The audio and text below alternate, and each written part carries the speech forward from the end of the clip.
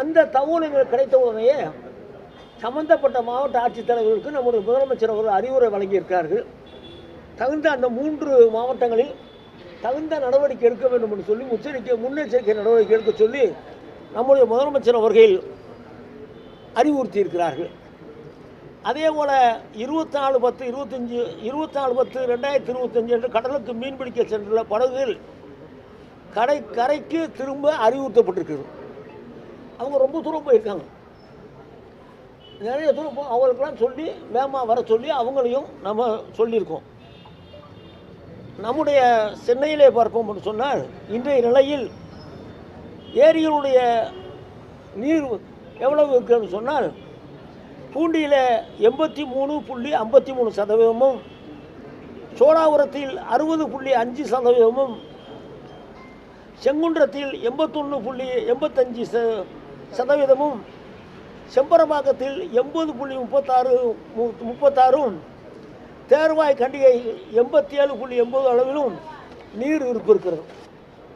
மாண்பு முதலமைச்சர் என்ன அறிவுறுத்தியிருக்கிறான்னு சொன்னால், WRD நீர்வளத்துறை வருவாய்த்துறையோடு இணைந்து நீர்மட்டத்தை கண்காணிக்க சொல்லியிருக்கிறார்கள். எவ்வளவு மழை பெய்து தண்ணீர் வருகிறதோ அதை தேக்க முடியும் என்று சொன்னால் தேக்கலாம். தேக்கம் இன்புட் அதிகமாக இருக்கும் பட்சத்தில் தண்ணீரை வெளியேற்றுகிற பணியை WRD துறையும் வருவாய்த்துறையும் இணைந்து அசம்பாவிதங்கள் நடக்காத அளவிற்கு முன்னெச்சரிக்கை நடவடிக்கை எடுக்கிறோம். அதே போல் தண்ணீர் திறந்து விடுகிற நேரத்தில் கரையோரத்தில் இருக்கிற மக்களுக்கெல்லாம் நாங்கள் அறிவுரை சொல்லி அவர்களை சரியான இடத்துல வைக்க சொல்லி நாங்கள் அறிவுறுத்தியிருக்கிறோம்.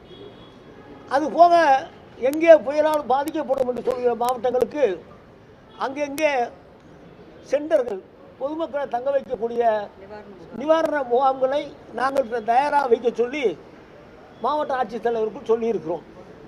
அது மட்டுமல்ல, அரிசி, பருப்பு, பால் போன்ற பொருள் எல்லாம் தயார் நிலையில் இருக்க வேண்டும். ஆட்கள் வந்த பிறகு அதை கொண்டு வராமல் வருகிற நேரத்திலேயே அவர்களுக்கெல்லாம் வழங்கக்கூடிய அளவிற்கு தயார் நிலையில் அதெல்லாம் வைக்க வேண்டும் என்று முதலமைச்சர் அவர்கள் ஆணையிட்டிருக்கிறார்கள்.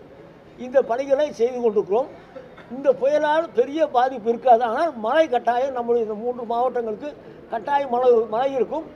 அதை மாண்பு முதலமைச்சர் அவர்கள் நேரடியாக அவரே ஆய்வு செய்கிறார்கள்.